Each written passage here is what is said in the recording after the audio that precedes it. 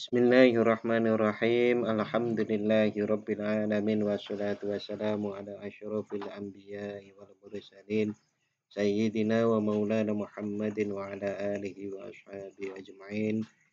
Rabbi syrah li sadri wa yassir li amri wahlul 'uqdatam min lisani yafqahu qawli. Rabbi zidni ilma warzuqni fahma. Amin ya rabbal alamin. Bapak-bapak dan saudara-saudara rahimakumullah. Alhamdulillah malam hari ini kita bisa melanjutkan kajian rutin kitab Al-Hikam di majelis Yabati ini. Malam hari ini kita akan membahas hikmah yang intinya adalah terkadang anugerah untukmu ada dalam keadaan sulitmu.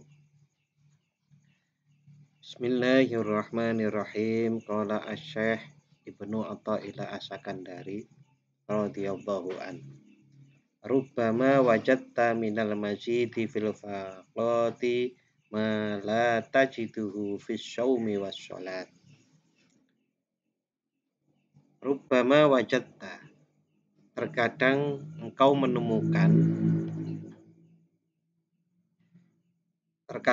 menemukan minal mazidi, dari tambahan anugerah, lebih dekat kepada Allah dalam tanda kurung, fil faqati, di dalam kesulitan atau musibah atau kemelaratan.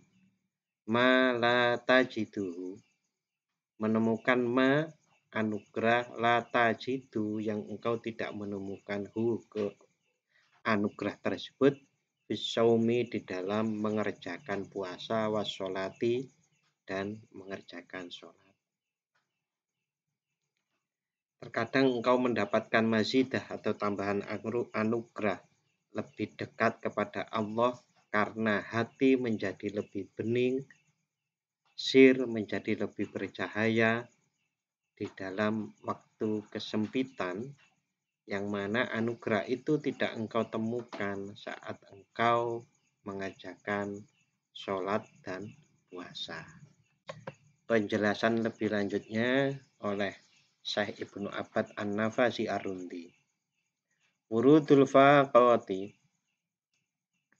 datangnya kesulitan, datangnya musibah, datangnya kefakiran, yahsulu lil murid, menghasilkan untuk murid. Murid adalah orang yang berkehendak taqarrub ilallah, biha, dengan faqah, mazidun, tambahan anugerah, kasirun, yang banyak. Jadi datangnya kesulitan, datangnya ujian, datangnya kemelaratan. Ini pokoknya babnya lagi bab balak nih. Jadi, tapi kan ini harus kita pelajari, bukan karena kita itu takut dengan balak maupun menantang balak, bukan.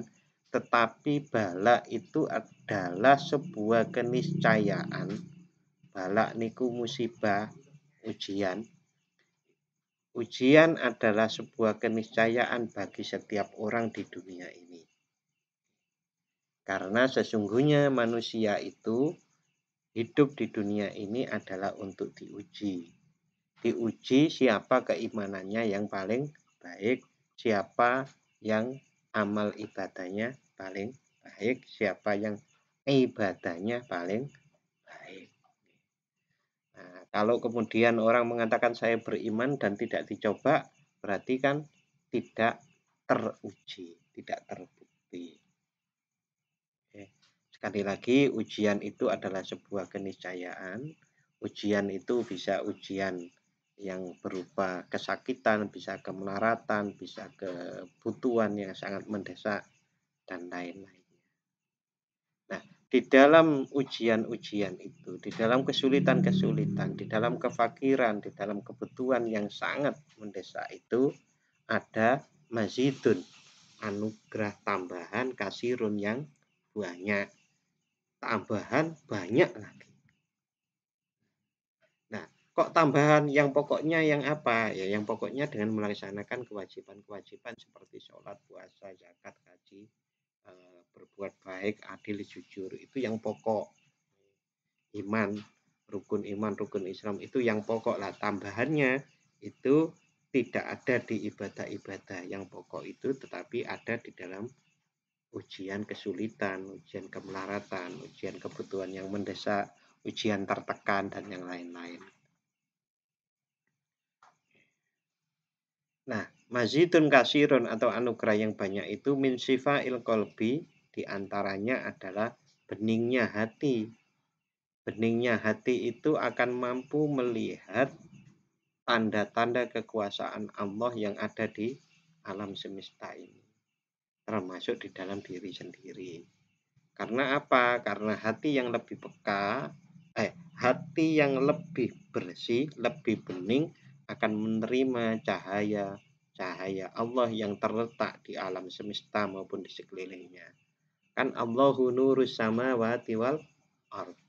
Allah itu cahaya langit dan bumi, tidak akan bisa ditangkap kecuali dengan hati yang bersih, hati yang bening bagaikan cermin. Kalau bersih dia akan cahaya sedikit pun akan mampu menerimanya. Watoha roti sari roti dan sucinya sir. Sucinya sir itu akan membuat peka diri kita tentang hal-hal yang lebih halus yang ada di alam-alam yang lain.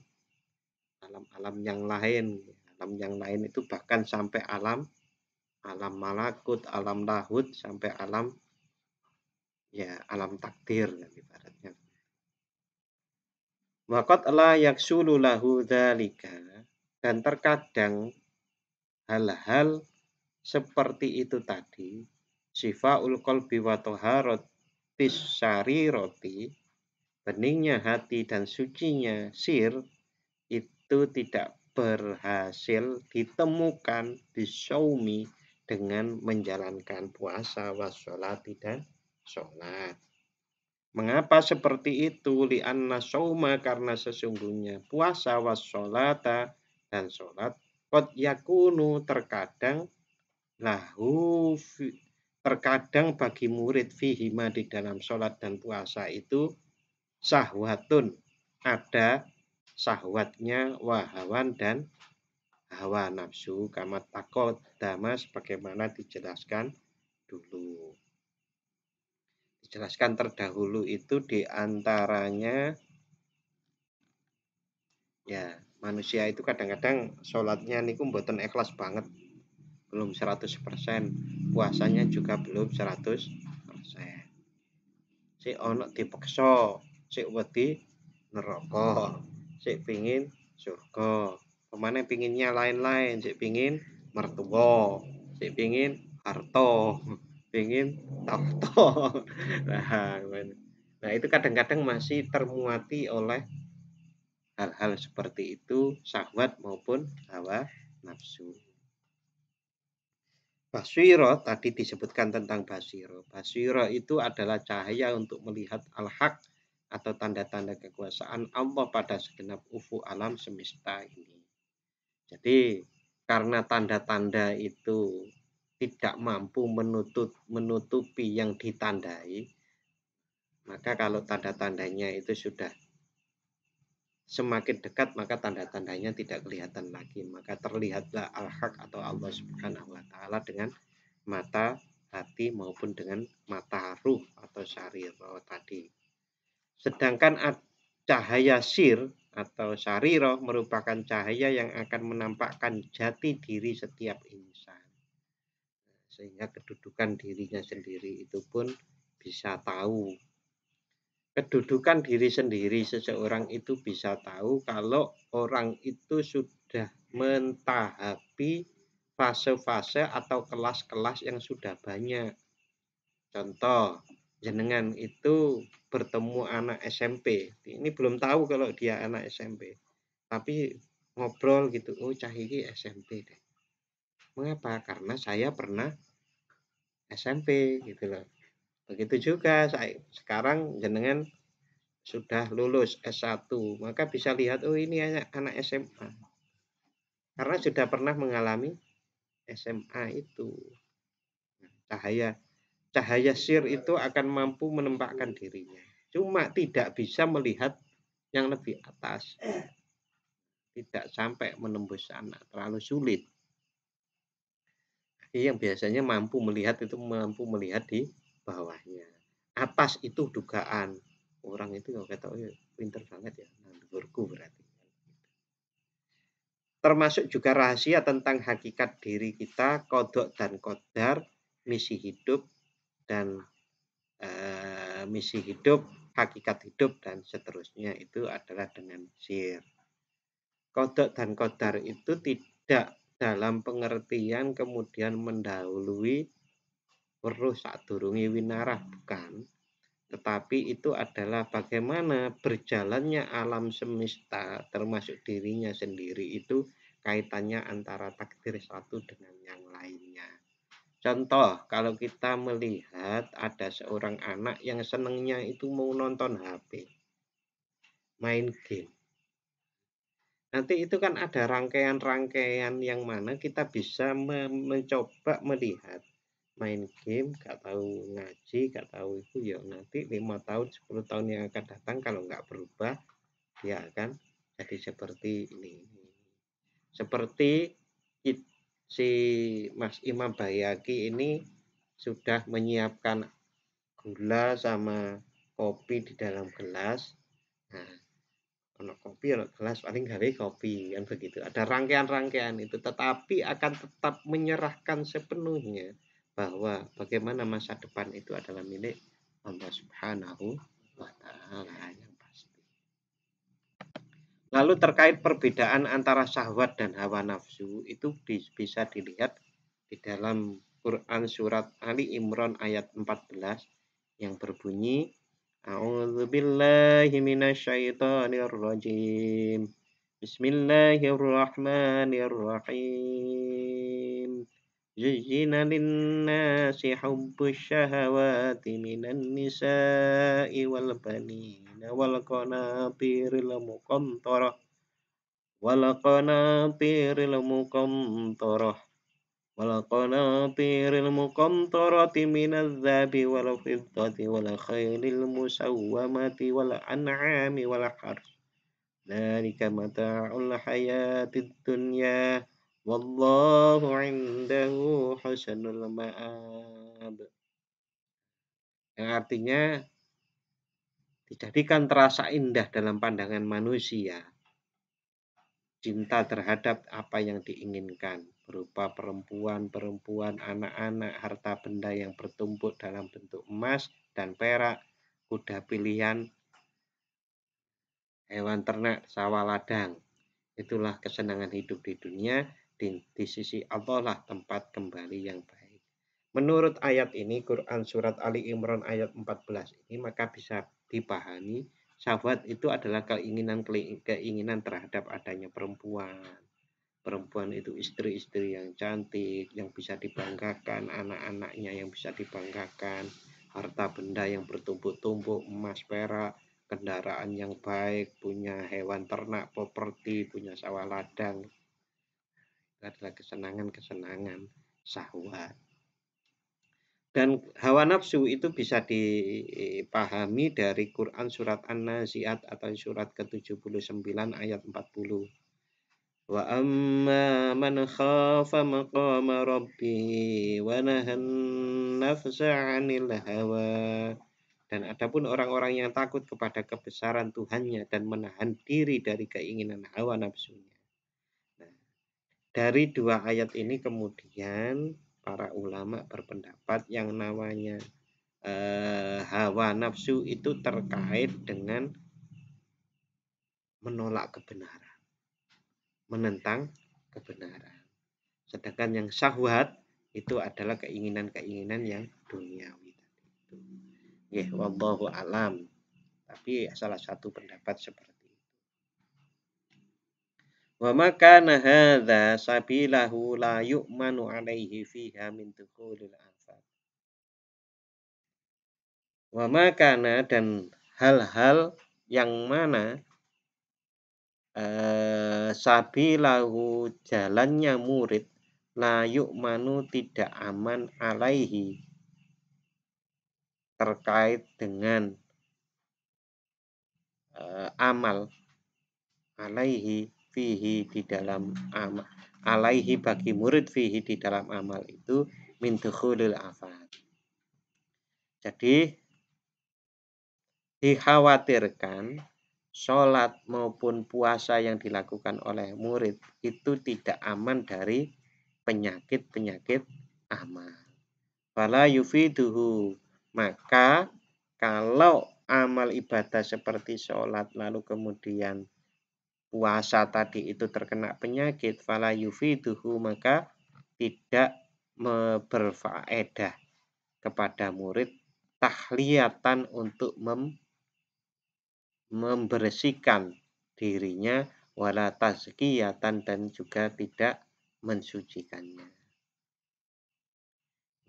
Jadi kalau sholat niku dikerjakan masih termuati oleh hawa nafsu dan syahwat, maka itu tidak bisa membersihkan pelakunya. Dan itu dalilnya sangat jelas di Al-Maun nggih. Fawailul lil musallin alladzina hum an sholatihim sahun. Bahkan orang yang sholat yang masih ada riya, ada lalainya, itu terancam dengan fawailul, yaitu neraka wail. Jadi betul sholat mohon Pak, nah niku nggih keliru. Ya, intinya bagaimana seseorang itu karena mengetahui ilmu seperti ini, ya bagaimana sholatnya diperbaiki, bukan ditinggal. Bikhilafi wurudil faqati. Nah, berbeda dengan datangnya kesulitan maupun kefakiran. Kefakiran itu hampir-hampir sangat sulit termuati oleh penyakit-penyakit amal. Seseorang yang dikasih cobaan oleh Allah, itu kan betul sakit sombong, betul sakit riya. Berbeda kalau sholat, pemane sholat itu pun dino sawergep ngene iso disombongke. Aku iki bak dia qobliyah gak ono sing kosong. Sholat malamku penuh, Senin Kemisku penuh. Sekali lagi ya, bukan kemudian itu yang dihilangkan. Wis ora qobliyah ba'diyah, bukan begitu. Tetapi kita harus membersihkannya dari penyakit-penyakit yang menyertai amal-amal kita. Sing barai bongkeng amal nih. Bongkeng nek Jawa Timur itu bongkeng. Bongkeng itu cara tebu ngono ana sing elek. Cara wortel ngono ana sing elek. Cara harap boleng nek mriki ya nang kula bongkeng. Lah nggih, napa maneh penyakite akeh dibuang mboten kena dimanfaatke kan ngoten. Nah, berbeda dengan orang dikasih cobaan, kesulitan gitu. Kesulitan itu bahkan yang kita terus tusuk duri saja bisa menghilangkan dosa. Lah nggih toh? Berarti semakin logikanya nggih, semakin banyak duri yang menusuk dan kita sabar, dosane semakin banyak yang hilang kan? Apa maneh paku. Ya apa ora terus sikile diencep-encep kayak paku mboten ngoten. Diterima.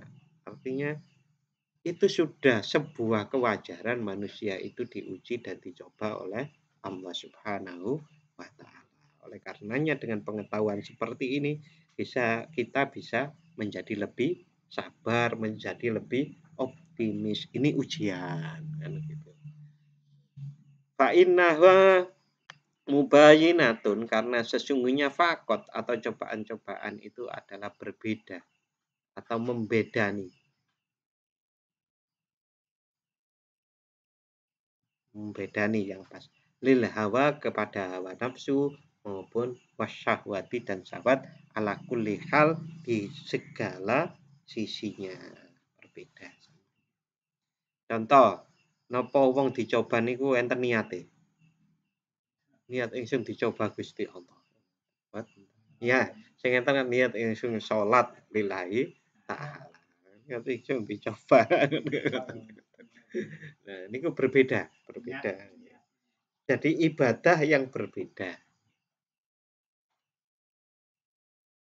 Sampai-sampai Allah Subhanahu wa taala berfirman bagi orang-orang yang betul-betul sabar, kemudian Allah memberikan satu anugerah, innallaha ma'asyabirin. Sesungguhnya Allah beserta orang-orang yang sabar.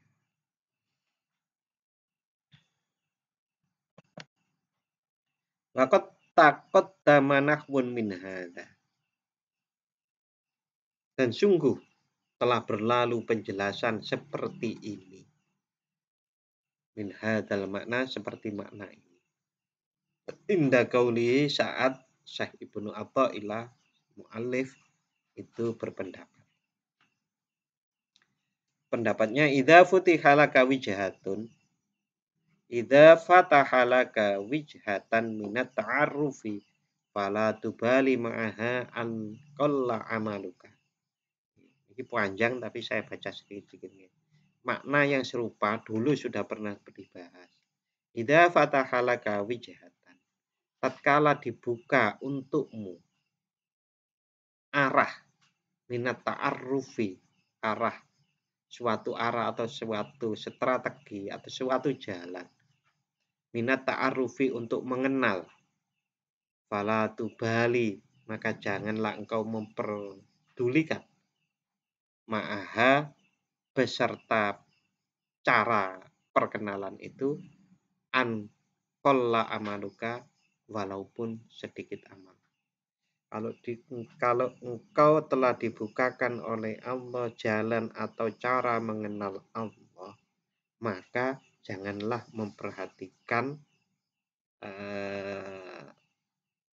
memperhatikan amalmu yang sedikit. Jadi heran, amalku sedikit kok aku merasa lebih mengenal Allah ya. Padahal amalku sedikit. Ini kan setara dengan tadi penjelasannya, maknanya bahwasannya Allah itu kalau berkehendak untuk mempelajari hamba-hambanya, diantaranya dengan dicoba itu tadi. Bukan dengan sholat maupun bukan dengan puasa. Nah, sama dengan ini. Kalau sudah dibuka arah jalan mengenal Allah Subhanahu wa taala, walaupun amalnya sedikit, tidak usah dipedulikan. Fa innahu ma fatahalaka illa wa huwa yurid. Karena ia, Allah, tidak membukakanmu kecuali ia menginginkan ayyata'arrafa ilaika, untuk mengenalkan kepadamu. Itu namanya Allah sudah berkehendak untuk memperkenalkan dirinya kepada hambanya. Kan sungguh tidak ada orang yang bisa mencapai Allah kecuali atas pertolongan Allah. Tidak ada orang yang bisa bermakrifat atau mengenal Allah kecuali dengan kehendak Allah. Alam ta'lam anna ta'arrufa. Apakah kamu tidak mengetahui bahwasannya perkenalan wa muridu, Allah lah yang berkehendak alaika kepadamu, wal a'mala anta muhdiha ilaihi, dan amal adalah yang kamu hadiahkan kepadanya. Wa aina ma tuhdihi ilaihi mimma huwa muridu alaika, dan di mana yang kamu hadiahkan kepadanya dibanding yang ia hadiahkan kepadamu, berikan kepada. Maunya kita itu kan amal lalu dipersembahkan kepada Allah. Maunya kan begitu. Tapi jenengan coba bayangkan apa yang jenengan yang kita lakukan dengan sholat, puasa, dengan berbagai macam ibadah kita itu dibandingkan anugerahnya. Ini kan nggak sebanding. Gede bunti. Gede anugerah Gusti Allah. Makanya sebetulnya itu bukan perkara karena amal. Kita diparingi lebih dekat kepada Allah, merasa lebih khusyuk, merasa lebih diawasi oleh Allah, merasa lebih yakin kepada Allah. ayem tentrem bersama Allah, rindu Allah, cinta Allah, takut Allah, malu kepada Allah. Ya itu pemberian Allah, bukan karena amal kita. Coba tadi seperti tadi, berarti nggak beramal saja kan? Ya bukan seperti itu. Nah, jadi jawabannya adalah begini. Kalau Allah itu berkehendak untuk memperkenalkan diri kepadamu, maka engkau akan dianugerahkan juga di antaranya sebab-sebab engkau menjadi kenal. Contoh, ngaji, ngaji itu kan untuk memperdalam pengenalan kita kepada Allah, di antaranya jenengan ditakdirkan untuk mengenal Allah. Allah berkehendak mengenalkan dirinya kepada panjenengan. Maka panjenengan kalau jalannya itu ngaji, berarti ngaji ini sagep. Kalau jenengan itu dikehendaki oleh Allah, dikenalkan kepada Allah oleh Allah dengan cara banyak sholat, ya dengan sholat itu. Maksudnya, jadi lebih dulu kehendak Allah daripada amal kita. Kalau Allah niku niki sing gampang gitu. Kalau Allah niku mengendaki jenengan dapat rezeki dari proyek, jenengan daftar proyek ngoten. Dianugerahi juga daftar proyek. Nah, dengan seperti itu maka kita tidak bisa mengandalkan amal.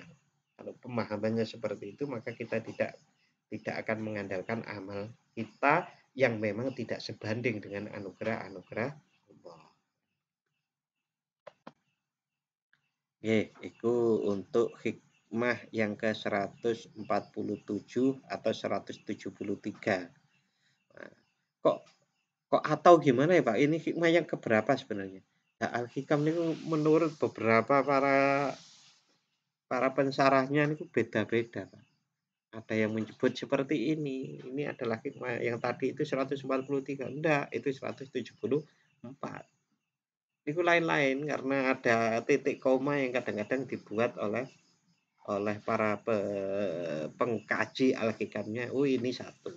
Oh bukan, ini 5 ini harus digabung jadi satu. Kayak gitu. Tapi memang kata-katanya memang indah sekali. Jadi bisa dihikmati dengan sangat baik, sangat mendalam. Oke, sekarang yang hikmah 148 atau 174. Anugerah. Nanti intinya itu adalah anugerah dihadiahkan untuk yang benar rasa butuh. Anugerah itu dihadiahkan untuk yang benar rasa butuhnya. Summa qala Ibnu Athaillah radhiyallahu taala anhu. Ibnu Athaillah radhiyallahu anhu beliau berkata, beliau berpendapat al-faqatu bastul mawahib. Al-faqatu rasa melarat, rasa butuh, rasa sulit itu adalah bastul mawahib, karpetnya untuk menerima hadiah. Karpet enak ya. Nah, bahasa pasnya itu lemek. Lemek itu ya gelaran untuk menerima hadiah. Nek saiki nggawa tas wong. Nek dulu kan nggawa taplak. Nah, gitu gelaran menerima hadiah. Jadi rasa sulit, rasa sakit, rasa melarat, rasa butuh yang sangat pada Allah. Itu adalah bastul mawahibi, yaitu gelaran untuk menerima pemberian Allah. Fa in aradta wurudal mawahibi, maka kalau engkau berkehendak engkau ingin wurudal mawahibi, turunnya atau datangnya pemberian Allah alaika kepadamu, sahih, maka benarkanlah niku maksudnya jadikanlah benar al-faqra, rasa fikirmu kepada Allah, walafa kota, dan rasa butuhmu kepada Allah, ladaika di sekelilingmu. Ladaika.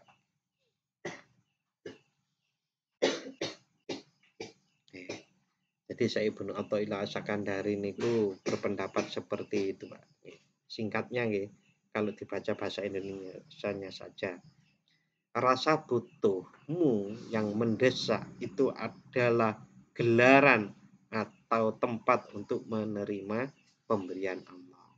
Kalau engkau berkehendak datangnya pemberian Allah untukmu, sahih al-faqr. Sahih, benarkanlah rasa fikirmu. Itu rasa fikir yang benar. Wal faqatu, dan rasa butuhmu yang ladaika di sisi. Karena apa? Karena innamas shadaqatu lil fuqara. Ini Quran surat At-Taubah atau surat yang ke-9 ayatnya 60.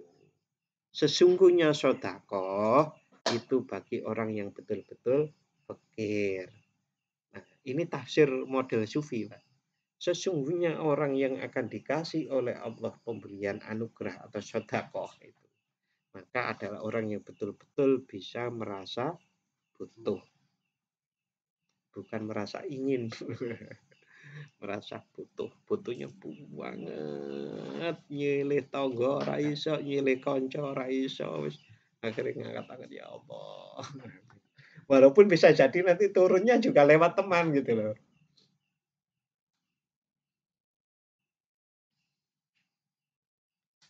Buktinya pun akeh to, Pak. Dipelajari awake dhewe-dhewe lah, buktinya pun akeh. Akeh kathah. Itu juga melindungi kita, mengajari kita agar kita itu betul-betul yes, gantungin nang Gusti Allah. Gantungin nang Gusti. Jadi seandainya pun ada orang lain yang menolong itu ya terima kasih, tetap terima kasih. Tapi terima kasih kita itu adalah karena perintah Allah. Seseorang harus berterima kasih pada talang-talang itu kan begitu. Wasilah-wasilah itu, talang-talang itu kita terima kasih, tapi kita iktikad kita apapun yang sampai kepada kita itu adalah karena kehendak Allah, anugerah Allah Subhanahu. Saya lupa ya, memang belum ngasih itu ya. Ngantuk aku sempat tidur 5 menit ya salah, Pak. Terus tangi madem. Berikutnya al-faqatu tuhadiruhu ma'al haq. Al-faqatu, rasa terdesak, rasa sulit. Itu tuhadiruhu ma'al haq, menghadirkan kepadamu beserta Allah. Jadi rasa butuh, rasa sulit yang terdesak seperti itu akan menghadirkanmu beserta Allah. Jadinya kan bola-balik dungu, ya Allah, astagfirullahaladzim, hasbunallah wa ni'mal wakil, la ilaha illa anta subhanaka inni kuntu minadh dhalimin. Wis ndungone apa diunek ke kabeh. Maka beserta apa toh jadinya. Nanti nyebut-nyebut Gusti Allah. Ya Allah, nyuwun pitulung Gusti, ya Allah. Tidak hanya hadir beserta Allah. Cari dalilnya ini kalau innallaha ma'as-sabirin tadi. Wa tujlisuhu ala bisati sudaki, dan mendudukkan murid yang butuh seperti itu, orang yang hamba yang butuh seperti itu tadi, ala bisati sudaki, di atas gelaran kebenaran. Jadi dia itu jadi benar-benar gitu. Wanahika bima yakunu fitilakal muhadara. Wanahika, dan apalagi dengan hal-hal yakunu fitilakal muhadara yang ada di dalam perjumpaan ma'a beserta Allah tadi. Maksudnya gitu, Pak. Kalau sudah beserta Allah, maka ada anugerah-anugerah yang lain saat kita beserta Allah. Contoh, saat kita ingat kepada Allah, sepenuhnya ingat Allah dengan pengenalan kita, maka munculnya rasa ayem, tentrem, yang disebut ala bidzikrillahi tatmainnul qulub. Nah, itu bima yakunu fi tilkal muhadarah wal mujalasah minal mawahibir rabbaniyah. Di antaranya adalah pemberian-pemberian dari Tuhan, Sang Tuhan alam semesta, yang bersifat ketuhanan yang Rabbaniyah. Rabbaniyah ini kan Robba Yurobi, berarti kalau kita itu mendapatkan al-mawahib ar-rabbaniyah ini tadi, berarti kita akan dididik oleh Sang Maha Pencipta alam semesta ini. Awin nafahatir rahmaniyah, atau nafahat rahmaniyah, yaitu anugerah-anugerah dari Sang Maha Pemurah. Sang Maha Pemurah loh, Pak. Nah, logikanya ya.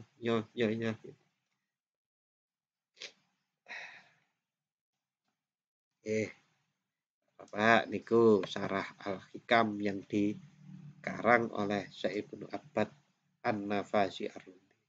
Berikutnya in aratta wurudal mawahibi alaika sahih al-faqra wal faqata ladaika. Innamas shadaqat lil fuqara wal masakini. Ya, ini mengulang sedikit yang tadi ya. Kalau engkau kalau engkau berkehendak urudal mawahibi, datangnya pemberian-pemberian Allah alaika kepadamu sahih al-faqr, maka benarkanlah rasa fikirmu, wal faqah, dan rasa butuhmu ladaika di sisi. Karena innamas shadaqatu lil fuqara, karena sesungguhnya sedekah atau pemberian itu adalah lil fuqara, bagi orang-orang fakir, dan wal masakini, dan orang-orang yang miskin. Apa bedanya fakir dan miskin? Nah, itu biasanya dijelaskan saat kita membahas tentang bab zakat. Hadza mislu ma dzakarahu al-an. Ini adalah seumpama apa yang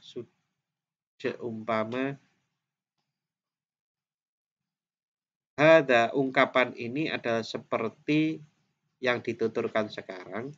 Wadikrul ayat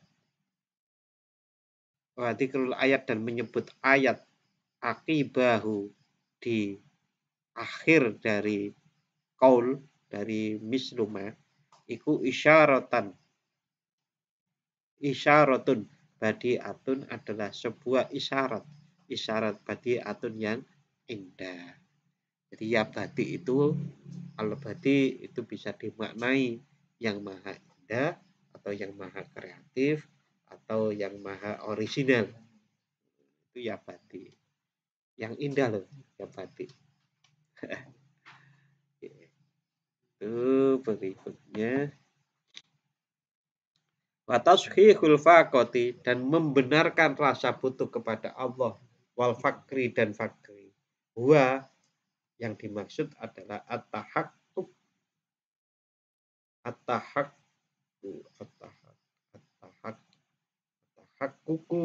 bi ausofil ubudiyah, yaitu jujur dengan sifat-sifat kehambaan kita.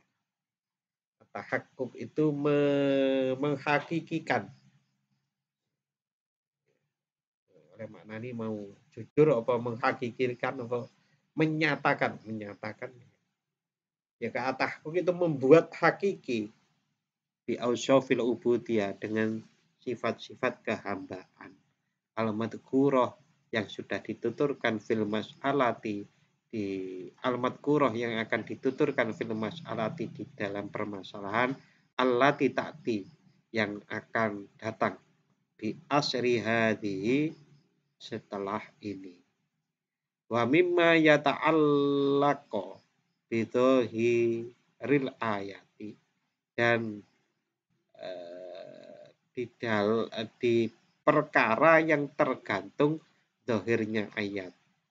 Allati istashhada, yang mana yang membuat yang membuat dalil atau membuat alasan biha dengan ayat sopo al-mu'alif pengarang kitab Ibnu Athaillah As-Sakandari ala tori kotil kaum menurut caranya kaum.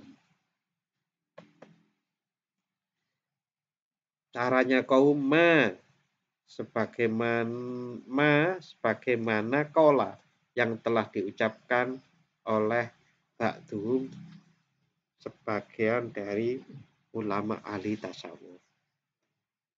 Ungkapannya sidqul fakiri, rasa fakir yang benar itu ahduhu, yaitu fakir yang mengambil as-shadaqah sedekah mimman yu'tihi dari orang yang memberikan sedekah kepadanya, la mimman yakbal ilaihi, tidak dari orang yang menerima alaihi ala yadihi di atas tangannya orang tersebut. Maksudnya Bapak-bapak, fakir yang benar itu hanya menerima dari pemberi yang benar. Pemberi yang benar itu adalah yang tidak pernah menerima dari yang lainnya. Angel betul. Niki angel. Fakir yang benar itu adalah yang menerima pemberian dari orang yang memberi yang tidak pernah menerima dari lain. Sopo? Ya Gusti Allah. Yang tidak pernah menerima dari yang lain. Itu fakir yang benar. Falhaqqu ta'ala, dan Allah subhanahu wa ta'ala huwa al-mu'ti, yaitu sang maha pemberi, alal hakikati, di dalam hakikatnya. Li'annahu, karena Allah ja'alaha memberikan, menjadikan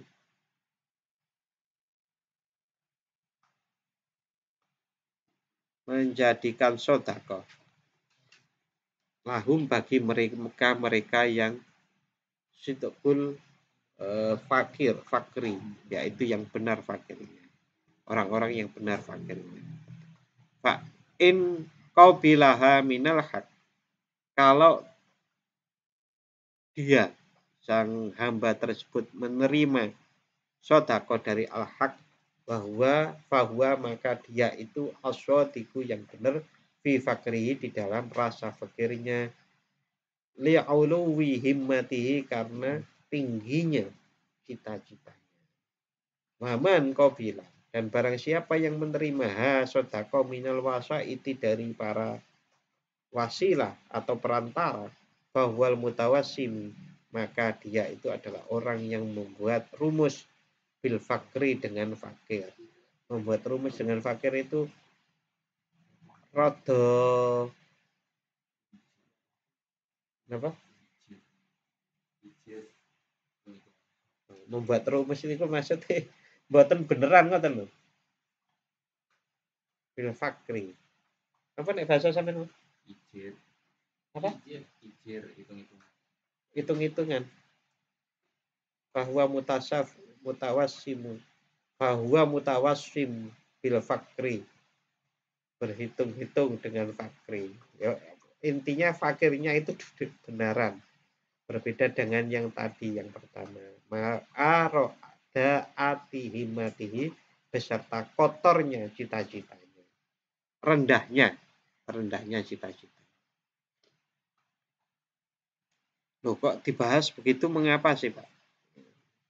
Ya karena tadi orang yang berkehendak untuk menerima pemberian dari Allah, maka dia harus mempunyai sifat fakir yang benar. Benar-benar fakir, al-fakir as-shadiq.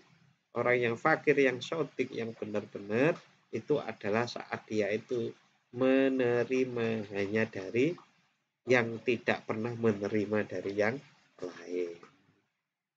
Nah, kalau masih membutuhkan wasilah, maka kalau masih memperhatikan wasilah, maka itu adalah masih belum fakir benar, atau al-mutawassimu bil fakri tadi itu.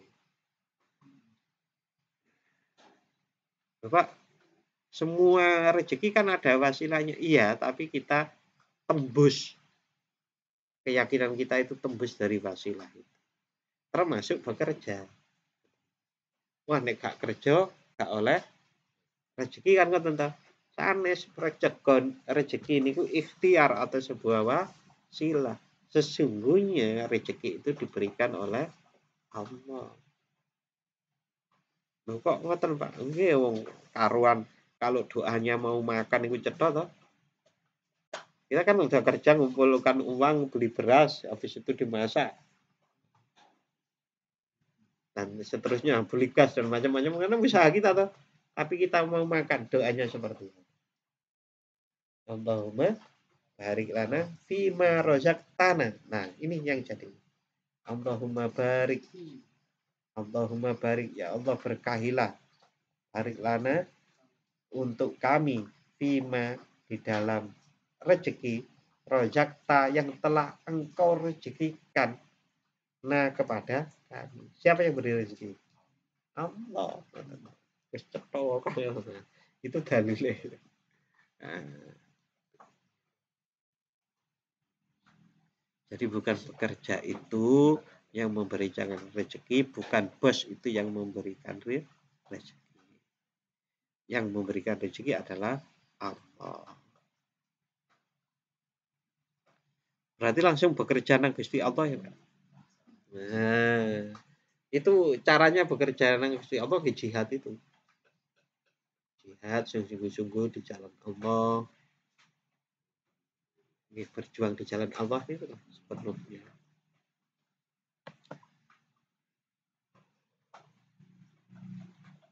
Bapak-bapak, untuk hikmah berikutnya, niki saya juduli nyatakan kejujuran, anugerah dan pertolongan Allah akan datang. Ini hikmah yang baru. Kalau dihitung-hitung 149. Tapi ini akan kita bahas insya Allah minggu depan. Untuk kali ini cukup, kita akhiri dengan membaca doa. Bismillahirrahmanirrahim. Allahumma inni astaghfiruka ma 'allamtanihi fardudhu ilayya 'inda hajati ilaihi wa la tunsinihi ya rabbal alamin. Al-Fatihah. A'udzu billahi minasyaitonir rajim.